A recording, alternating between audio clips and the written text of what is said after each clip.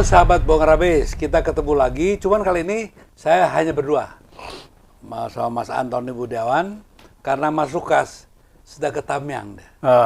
Aceh. Dia ingin melihat sendiri. Karena gini, banyak sekali berita ya apa yang disiarkan oleh TV-TV yang well conducted lah orang bilang, oleh government, oleh pemerintah, itu semuanya itu kayak nggak ada apa-apa, bagus-bagus saja. Gitu. Nah, sementara laporan dari lapangan tidak sama. Nah, di dalam ekonomi juga begitu nih, Mas. Ya. Iya. Di ekonomi ini kan semua janjinya semuanya akan baik, membaik, 8% dan seterusnya. Bahwasanya sekarang lebih mengerikan kita ini, sekarang populer loh, Mas ya. Ini banyak orang yang nggak tahu MSCI itu apa sih. Coba deh terangkan dulu sebelum kita ngomong lebih lanjut ya. Karena kan nggak semua pemirsa loh tahu tuh apa tuh MSCI, apa coba satu nih. Iya, ini tiba-tiba ekonomi bagus-bagus, tiba-tiba gejolak langsung bursa jatuh. 2 hari berturut-turut 7,5%. Saham gabungan sampai saham gabungan bursa 9,6% ya, kemudian rebound lah. Pemicunya adalah MSCI. Nah, itu yang sering ditanyakan, MSCI itu apa sih? Gitu MSCI mau menurunkan rating, kita bilang rating lah ya, rating Indonesia. Gini, MSCI adalah dia penyedia indeks global. MSCI membagi 3 pasar. Menjadi 3 bagian, yaitu advanced market, emerging market, frontier market. 3 pasar ini penting untuk investor yang mau investasi ini akan melihat dari status bursa itu sendiri gitu. Nah, di Indonesia gimana? Nah, Indonesia ini masuk emerging market. Wow. Tapi kemudian emerging. Jadi emerging itu bersama lampu kuning. Enggak, emerging lumayan bagus. Dia jadi satu tingkat lagi ke advance tadinya. Jadi tapi masih lama lah. Karena kriteria dari MSCI ini sangat ketat. Nah, dari emerging ini di warning, diperingatkan, kalau Anda tidak berbenah, ini akan saya turunkan loh menjadi frontier. Frontier ya. Menjadi frontier. Turun kelas, makanya ambruk. Investor langsung melihat ini ada masalah apa. Katanya ada masalah transparansi. Nah, transparansi yang kurang transparan. Siapa kurang transparan? Siapa sih pemilik perusahaan ini yang sebenarnya? Nah, jadi transparansi di situ nggak ada gitu. Terus kalau kita lihat ya kemungkinan juga banyak sekali bahwa pembentukan harga di bursa tidak berdasarkan pasar. Digoreng-goreng. Itu salah satunya juga menjadi kriteria. Nah gitu. Jadi sekilas mengenai MSCI lah. Jadi ini menjadi rujukan investor. Oke, jadi kalau sekarang ini kan banyak pembicaraan ya. Supaya kita clear lah. Gini loh Mas Antoni, kita tuh ingin ya, tidak perlulah kita menjelekkan siapapun, fakta aja gitu ya. Contohnya sekarang ini kan sudah nampak sekali ya, bahwa program-program yang dijanjikan tuh kayaknya nggak jalan. Ya. Kira-kira yang paling krusial itu apa? Ini fiskal. Ya begini Mas. Ini jangan dibilang program yang dijanjikan itu tidak jalan. MBG jalan terus itu. Itu kan dijanjikan. Ya, kita ini. Jadi kita lihat memang all out-nya dengan program unggulan MBG ini. Jadi semuanya akan tertarik ke MBG. Yang penting MBG ini harus berjalan, kan gitu. Nah, yang lain-lainnya ya sebetulnya apa yang dijanjikan? Kan tidak banyak juga, kecuali yang hilirisasi. Oke, sebentar. Balik MBG dulu ya. Jadi menurut Anda MBG ini solusi atau masalah? Ya, itu saya belum masuk ke situ. Jadi saya masukkan ke situ. Oke. Nah, MBG ini adalah sebetulnya kalau saya pribadi menganggap ini tidak tepat. Tidak tepat sebetulnya apa yang mau dicapai dari MBG itu apa? Kalau yang dicapai adalah peningkatan gizi, akar masalah dari gizi itu apa? Kekurangan gizi, akar masalahnya apa? akar masalahnya adalah kemiskinan. Orang miskin tidak bisa membeli makanan cukup gizi, memenuhi gizi keperluannya sehari-hari. Nah, kalau kita mengacu kepada kebutuhan 4 sehat 5 sempurna, ini enggak, jumlahnya jauh lebih besar dari itu. Jumlahnya ada 190 juta orang lebih yang memerlukan gizi menurut ketentuan dari FAO, dari WHO. Tapi pemerintah boleh dong, ada prioritas. Ya. Prioritas sekarang tuh anak-anak sekolah dulu. Nah, itu dia. Jadi ini prioritasnya ke sana, tetapi sekali lagi ini harusnya adalah pengentasan kemiskinan. Jadi prioritasnya adalah kemiskinan itu tidak 190 juta orang lah. Misalkan ada yang terbawa, yang sekarang menurut BPS 25 juta. Nah, kemiskinan ini dientaskan dulu. Selama ini tidak dientaskan, dia menerima, sekarang berapa banyak dia menerima di sekolah. Nah, ini. Bisa saya bulkan ini aja, biar cepat ya. Ya. Gini, jadi antara pemerintah dan Anda, gitu ya, ada satu pendekatan yang berbeda. Berbeda, ya. Memaknai arti gizi ini tadi. Ya. Ada juga nih masyarakat nih, Bung Anton yang pada ngomongnya gini. Oke, itu anak-anak dikasih makan di sekolah. Pulang ke rumah ibunya bapaknya berantem, ya kan? Punya berantem kenapa? Karena gak punya kerjaan. Gitu. Yang kedua, yang katanya bergizi, pertanyaannya sederhananya satu, dari pusatnya berapa, jatuhnya berapa, nanti yang masak itu dapat berapa, yang punya kantin dapat berapa, gitu ya. Sehingga jadi yang sebetulnya yang bergizi itu siapa? Si anak-anak kecil yang dikasih makan atau si pembuat menu. Nah, ini juga salah satu ya. Oke, kita sekarang bicara begitu terserahlah. Malah kan sekarang ada lagi menteri yang bilang MBG itu lebih penting dari apa? Dari pengangguran gitu ya. Ini enggak, saya sendiri kadang-kadang kan saya sulit untuk percaya ya. Masa sih si siapa tuh istilahnya kan teman kita juga ya. Masa ngomong segitunya gitu ya. Tapi karena di kita ini kan sulit nih sejak ada artificial intelligence nih, dia ngomong betulan nggak sih? Nah sekarang ini juga pesan kita nih buat Pak Menteri ya, kalau memang Anda ngomong itu udah keterlaluan menurut saya ya. Karena apa? Karena problem daripada gizi tadi ya, sebetulnya karena kemiskinan kan. Orang miskin kan nggak punya kerja, jadi miskin lah. Jadi tambah miskin dia kan. Jadi saya rasa MBG itu tidak lebih penting menurut saya dari pengangguran. Ya tidak lah. Jadi secara ekonomi dan sini employment itu kan sangat penting sekali. Justru itu pengangguran ini kan ada dua hal. Satu terhadap individunya bahwa dia tidak mempunyai pendapatan. Yang kedua adalah terhadap ekonomi dia tidak memproduksi. Ya. Nah, itu kan menjadi masalah terstruktur itu. Dan daya beli semua nurun. Daya beli semua turun ya. itu. Iya. Kok bisa lebih penting untuk MBG yang bisa diatasi sebenarnya dengan cara-cara lain gitu ya. Nah, jadi kalau yang tadi yang pertama itu begitu dia pulang bapak ibunya berantem gitu. Nah, itu mencerminkan bahwa kondisi itu ya ekonomi yang menjadi permasalahan utamanya gitu. Nah, ini yang harusnya adalah di mana kebijakan ini kebijakan pemerintah harus ditargetkan ke situ gitu. Sekarang ini nih. Kita kan sering ngomong dulu kalau nggak salah saya sendiri pernah bilang ya, di beberapa seminar juga, kita masuk ke dalam 4 krisis itu ya. Kan saya udah ulangin lah ya. Itu ada krisis kepercayaan masyarakat terhadap institusi negara dan negara ya.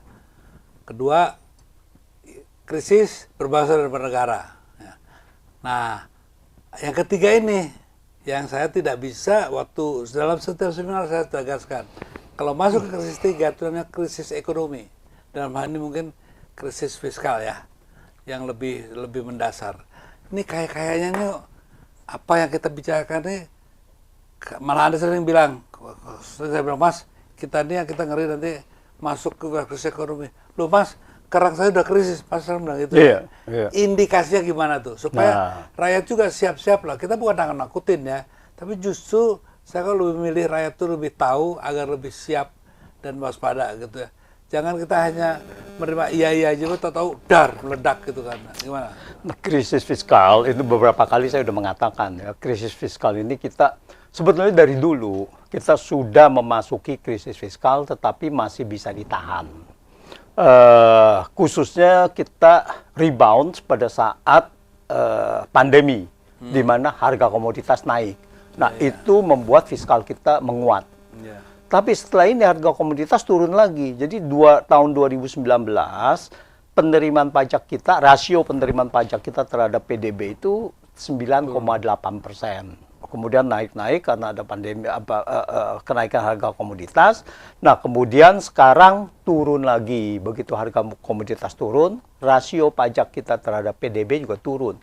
Sekarang ini kurang dari 9%. Ya, 2019 9,8, sekarang kurang dari 9%. Kenaikan bunga di dalam APBN itu meningkat jauh gitu. Ya dulu sekitar masih 17-18%, sekarang udah mencapai 26%. Nah, jadi setiap terimaan pajak ini kita harus bayar 26% untuk bunga. Nah, itu satu. Untuk bunga saja itu. Nah, kenapa saya katakan bahwa kita sudah masuk krisis fiskal? Kalau kita bandingkan dengan negara lain pun, kita ini di sesama ASEAN kita ini udah terendah. 0,8% terendah gitu.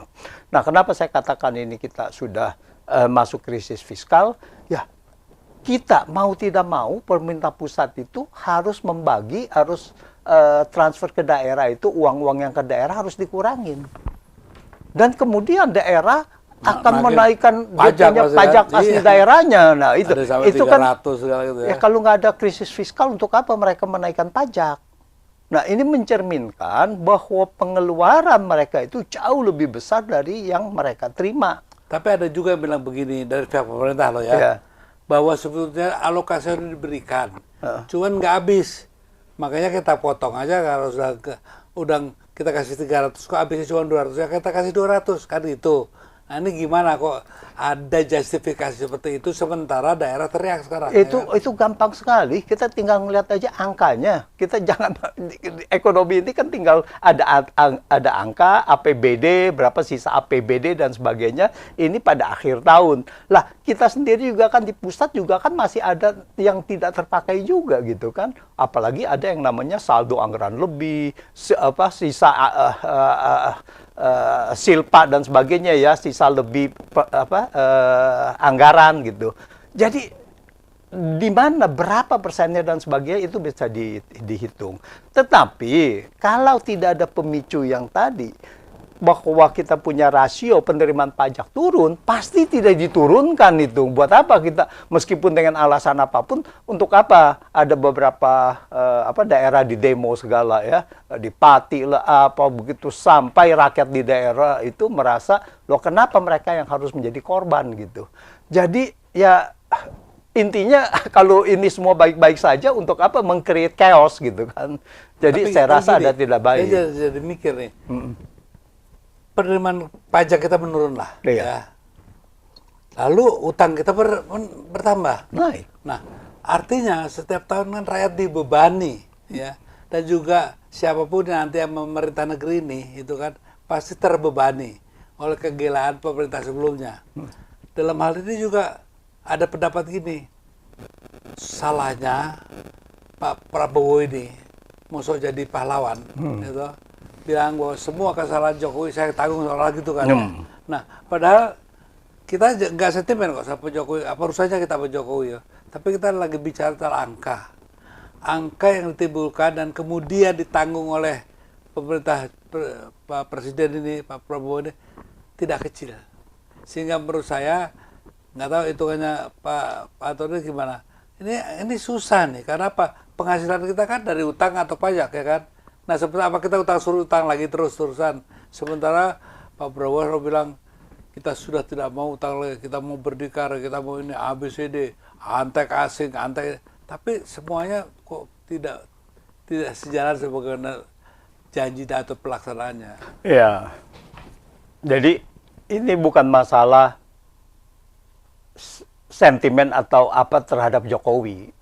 Tetapi yang kita soroti adalah kebijakannya yang membuat negara ini morat-marit. dan kebijakan itu kalau dilihat ada indikasi-indikasi penyimpangan, maka ini harus dituntut dong. Ya, misalkan kayak WUS, adakah indikasi penyimpangan? Kalau saya lihat itu ada itu kan dua di ibu kota ya. Ya, terus di ibu kota. Bagaimana gitu sekarang? Nah, jadi itulah bukan masalah siapa Jokowi ini nggak penting kan gitu kan. Yang penting adalah kebijakannya siapapun, menteri dan termasuk presiden. Diaudit, kan? Dan itu ada angka yang bisa diperlihatkan, bisa diaudit dan sebagainya gitu. Nah, jadi itu. Nah, jadi ya bagaimana kita harus mau menanggung. Jadi kalau itu begini, Prabowo ini kan di Davos, di World Economic Forum, itu kan menyatakan bahwa dia akan menegakkan hukum untuk menjaga kepercayaan investor.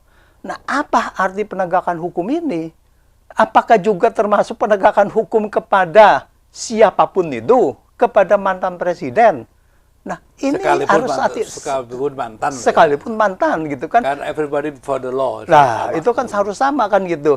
Nah, ini jangan sampai pidatonya presiden di Davos itu menjadi bumerang juga, bahwa ini terjadi tebang pilih juga gitu. Sudah menjadi kayaknya.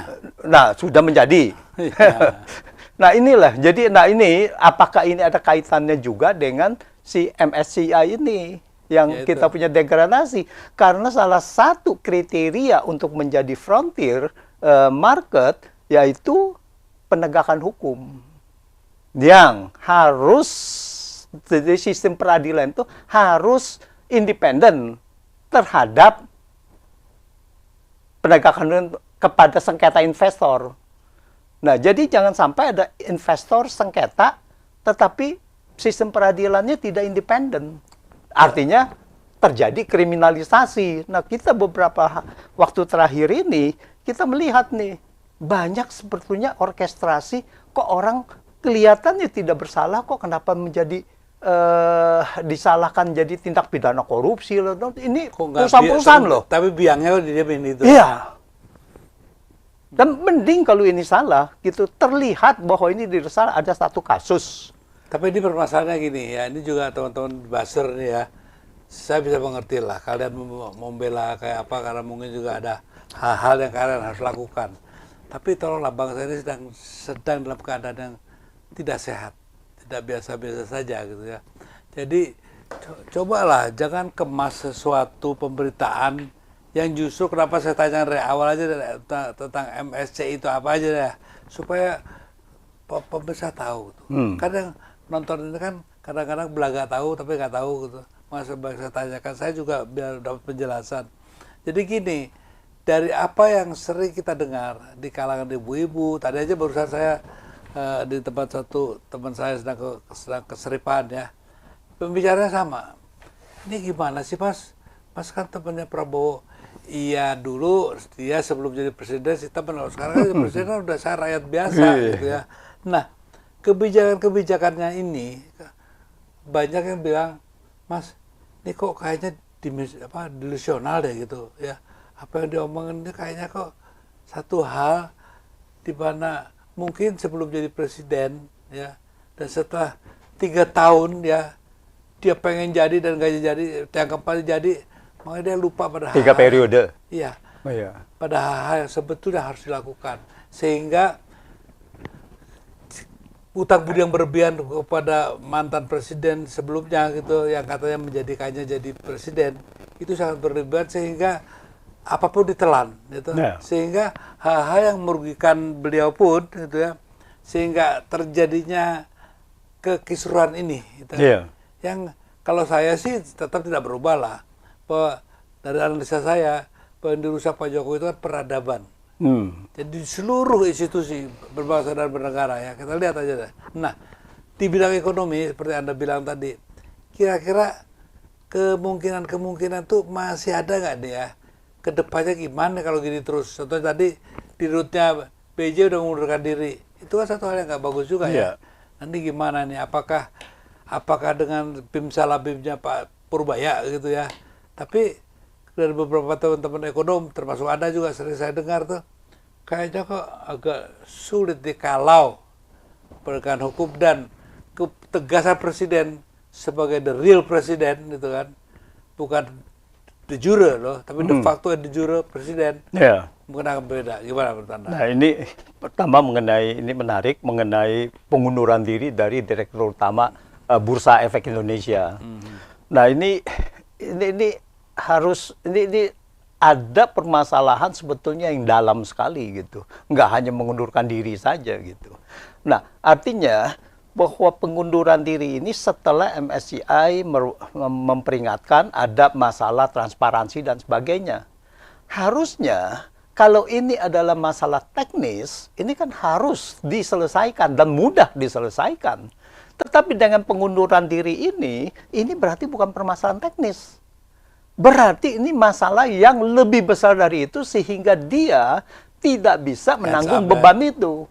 Iya. Nah, jadi dia mengundurkan diri. Nah, dengan pengunduran diri ini, apakah kita jadi degradasi menjadi frontier market sebentar lagi? Ya, sebenarnya dikasih waktu sampai Mei. Cukup panjang sih ya. Cukup panjang, itu kita harus berbenah diri. Tapi siapa lagi nanti yang akan ditunjuk sebagai Bursa Efek Indonesia? Apakah bisa apa tidak? Nah, salah satunya adalah tadi permainan harga saham. Nah, permainan harga saham, OJK juga sebetulnya harus mengontrol diri dia sendiri, mengintrospeksi dirinya sendiri. Kenapa ini bisa harga saham? Ekonomi datar saja, tetapi indeks saham itu bisa sampai ke 9 ribuan. Ini kan menjadi pertanyaan besar. Tidak ada underlying bahwa harga saham itu akan naik segitu. Kecuali kalau kita lihat ada goreng-gorengan ini. Gitu. Sebentar. Saya lagi mau ngomong tuh ya, kan banyak ada goreng-gorengan. Tapi beginilah, saya perhatikan ya, dan ini juga banyak ulasan loh ya. Begitu Deputy B yang baru dilantik, yang namanya harga saham gabungan tuh langsung anjlok. Sekitar 5 atau berapa pertamanya ya. Kemudian hari kedua berapanya dibuka lagi, bukan pertama 7%, ya kan? Yeah. Dibuka lagi 1 jam atau 2 jam setelah itu, anjlok lagi 9 jam. Yeah. Di holding lagi. Nah, jadi bukan hanya sekedar goreng-gorengan, tapi juga kemungkinan ya reaksi pasar. Ini kan masalah kepercayaan pasar terhadap tanpa kita sih selalulah mendukung bagaimana Pak Purba bisa bagus kan kita dukung semua ya. Tapi kalau lihat kenyataan kebijakan politiknya ya tidak mendukung. Karena apa? Banyak pasar mengeluh ya. Karena apa? Yang disingkirkan itu 2 orang. Ya. Ini loh, petinggi BI juga loh ya, yang sudah punya puluhan tahun. Sedangkan berkarir di sana. Iya, sedangkan ponakannya Pak Prabowo itu tidak terlalu terbaca, sulit terbaca di mana karirnya dia di bidang perbankan gitu kan. Ini satu hal yang mengurus BI lah gitu ya. Dan ini satu hal juga, jadi bukan hanya goreng-goreng aja loh. Ada juga faktor X tadi ya. Nah itu dia. Gimana? Begini, bahwa Bank Indonesia ini sangat sangat sensitif. Bank Indonesia ini kan memang diposisikan sebagai independen. Independen. Begitu dia tidak independen, ini sangat kritis sekali. Karena ini mempengaruhi semuanya, moneter dan sebagainya. Nah, ini Thomas Jiwandono ya. Itu ditunjuk karena ada satu deputi gubernur mundur, lalu kemudian dia ditunjuk. Tapi pasar sudah membaca lah. Pasar sudah membaca bahwa ini adalah setting. Bahwa ini adalah dibuat sedemikian rupa mundur, lalu dia naik. Dan Thomas Jiwandono mengaku di media bahwa dia tidak mempunyai keahlian moneter. Nah, kalau seseorang tidak mempunyai keahlian moneter dan ditunjuk sebagai deputi gubernur Bank Indonesia, maka mereka menganggap ini bersifat politis. Nah, kalau Bank Indonesia sudah dibilang bahwa di dalam Undang-Undang Bank Indonesia tidak boleh deputi gubernur Bank Indonesia atau gubernur Bank Indonesia dan deputi tidak boleh berafiliasi dengan partai. Nah, artinya di sini udah, apakah ini kebetulan MSCI ini langsung menurunkan memberikan warning ya bahwa ngakunya transparansi, Tetapi sebetulnya Jadi ada tidak juga cukup hanya dengan kebijakan-kebijakan yang berubah-berubah, yang intervensi dan sebagainya itu. Ini yang jadi kita nggak harus cukup dia waspadai. dengan mengundurkan diri dari Gerindra sudah mundur gitu, nggak cukup ya. Ya, nggak, kelihatannya kan tahu lah bahwa ini kan ada siapa dan sebagainya. Ini cukup nggak cukup kan sekarang reaksi pasar. Ternyata reaksi pasar kan begini. Nah, kita harus ngelihat bahwa kita bisa bilang cukup. Buat saya cukup lah. Tapi gimana kalau reaksi pasarnya begini? Nah, itu kan yang kita harus lihat gitu. Jadi tidak bisa Dengan kondisi pendapat kayak pribadi gini, kita. kondisi kayak gini ya, kayaknya nih disuntik berapapun mau berapa billion dollar nih ya diperlukan lagi. Apa kita punya tindakan luxurious seperti itu? Nah, Anda bisa nggak kami banyak teman-teman prediksi nanti setelah Lebaran ini kayaknya gawat terus. Nah, gimana tuh Anda dari ekonomi, dari sisi politik saya bisa bilang, Iya. kalau ekonomi saya nggak ngerti. Ya, jadi kita lihat bahwa apapun mau disuntik, mau di itu, ini akan memperparah. Karena apa? Artinya bahwa ini menvalidasi kecemasan, kekhawatiran dari MSCI ini. Bahwa ini terjadi tidak transparan, terjadi ada intervensi, terjadi ini, justru ini menvalidasi itu gitu. Seharusnya kalau memang kita ingin mengakomodir peringatan dari MSCI tadi, ya kita harus biarkan market ini seperti begitu apa adanya gitu. Jangan memulai lagi dengan yang intervensi-intervensi ini. Karena apa? Karena ini akan merugikan investor-investor lain. Karena ini adalah angka yang tidak real. Nah, sehingga ini investor ini di bursa efek ini melibatkan nilai setiap hari itu 1 triliun lebih. Bayangkan kalau investor bisa sampai rugi gitu. Berapa yang menguap di situ? Berapa orang yang menjadi dari kelas menengah itu turun lagi gitu kan? Nah, jadi itu.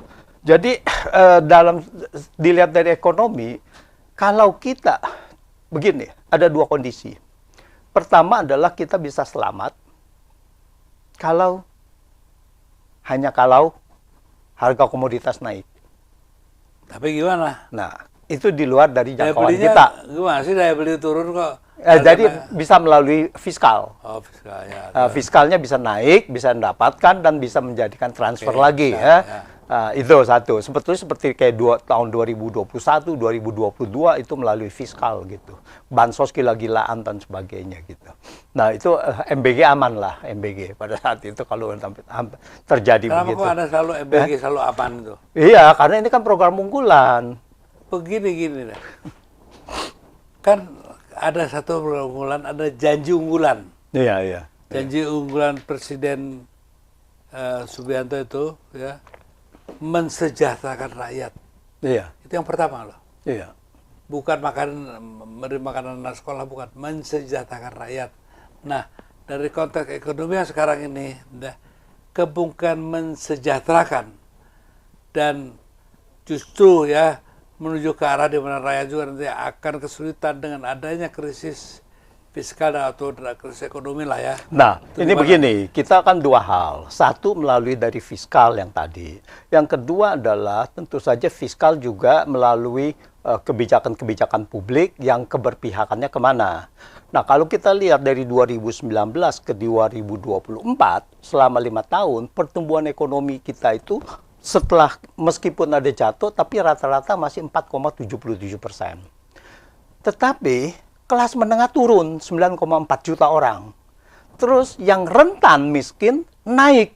Jadi orang nih siap-siap menjadi miskin gitu. 12,7 juta orang. Nah, ini yang saya namakan kita bertumbuh tanpa kesejahteraan. Nah, jadi yang sejahtera adalah segelintir orang. Jadi kelas paling atas itu naik 56.000 orang. Jangan dilihat 56.000 orang, 0,02%. Paradoks. Tapi nilai yang diambil itu sangat besar sekali gitu. Berikut nilai-nilai yang itu. Jadi itu Ya sangat besar walaupun sekali. sedikit tapi kan, Ya, makanya ini kan. dia punya porsi udah lebih besar lagi gitu.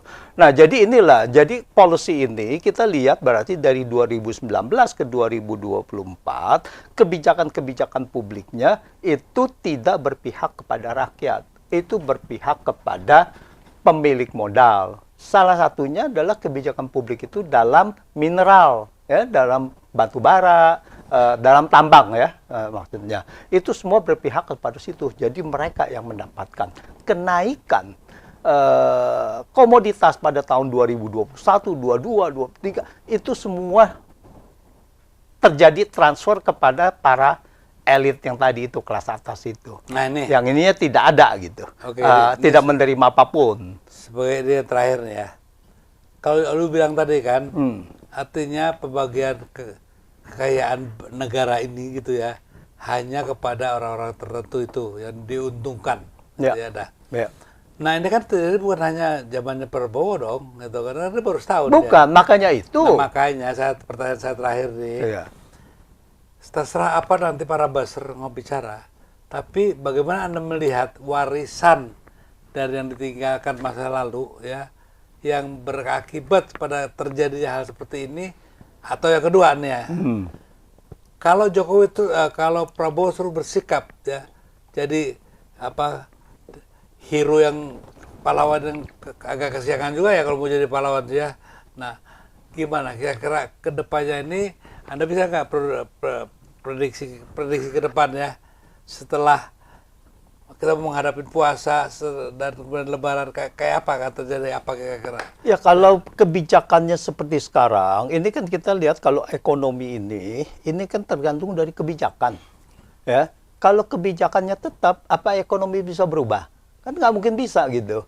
Nah, apakah kita bisa tiba-tiba kita punya penerimaan pajak, rasio penerimaan pajak kita bisa naik? Kecuali yang tadi komoditas. Kalau tidak ada komoditas, apa kebijakannya lagi untuk meningkatkan penerimaan itu? Apakah wajib pajak diuber-uber kan gitu kan? Ya, nah itu duit pun itu bukan dari pajak, itu meningkatkan utang, defisit. Pinjam duit untuk gitu. Nah, jadi kalau kita lihat bahwa dari sudut itu, kalau tidak ada kebijakan yang benar-benar drastis, maka berbeda dari yang dulu lah ya. Iya, berbeda dari yang dulu, maka kebijakan ekonomi kita akan begini-begini aja, dan menurut itu trennya akan menurun. Nah, dari kesejahteraan ini bisa dikoreksi mengenai undang-undang minerba, undang-undang mineral, undang-undang tambang dan sebagainya, sehingga kalau kita lihat ada sebagian yang sudah katanya ya yang mulai diambilin, yaitu mengenai tambang-tambang atau sawit ilegal dan sebagainya sudah diambil oleh negara. Tetapi bagaimana bahwa realisasinya, apakah itu bisa segala, itu masih belum terjadi transparansi dalam arti apakah itu ada di dalam kita punya fiskal dan sebagainya itu tercermin apa tidak kan gitu. Nah, jadi saya rasa kalau kebijakannya biasa-biasa seperti begini, tidak ada yang drastis, saya rasa trennya menurun. Setuju. Jadi ya inilah dari pembicaraan kita, kayaknya kok habis-habisnya nih sesinya tadi ya. Kembali Pak Prabowo ini ya. Pak Prabowo, kalau Anda tidak secara benar-benar melaksanakan pasal 33 ya, Undang-Undang Dasar 45, terutama yang perhatikan ayat 2 dan ayat 3-nya, sepertinya ya ini akan berakhir dengan hal yang tidak kita harapkan. Jadi dengan memperlakukan pasal 33 secara murni dan konsekuen, itu sepertinya rakyat pun akan tetap di belakang Anda mendukung ya. Karena apa? Setidaknya tanpa dengan nyata Anda membela kepentingan rakyat. Nah, yang sekarang ini kuat, Anda kok tidak membela rakyat kecil, malah membela mereka-mereka yang tidak perlu dibela. Nah, terakhir sebagai penutup, jadi Pak Prabowo, krisis kepercayaan dan seterusnya yang pernah kita bicarakan, dan terakhir krisis ekonomi, lebih dipicu lagi dengan dialog di lapangan tentang bagaimana kita masuk ke dalam institusi apa itu yang dibuat oleh Trump ya. Ya, nah itu juga perdamaian. Ya, perdamaian 17 triliun harus digelontorkan untuk hanya membuat Trump bisa melakukan apa saja yang ia mauin. Nah, itu saja. Jadi mudah-mudahan teman-teman semua kita mendengar ya, kita mulailah jangan dengan kebencian dan hal yang tidak mutu ya. Apa yang kita bicarakan kita pertanggungjawabkan sepenuhnya. Mudah-mudahan kita berharap kita dukunglah semua kebijakan pemerintah yang positif, harus kita dukung. Tapi kalau yang kira-kira harus kita kritisi, rasanya jangan segan-segan juga kita mengkritisinya tanpa kebencian. Kita berjanji kita harus tetap selalu dong ya, Ya, selalu optimis dan mendukung pemerintah untuk wajib. wajib lah Kita bagi mendukung. untuk mendukung pemerintah supaya bisa kembali Indonesia kembali lagi ekonominya secara baik dengan baik dan MSCI nggak terus menurunkan rapor kita. Itu aja Iya. pesan kita. Selamat nanti menjalankan ibadah puasa sebentar lagi dan mudah-mudahan kita bertemu di bulan puasa atau sebelum bulan Sebelum puasa. puasa. Lagi. Sampai jumpa, merdeka.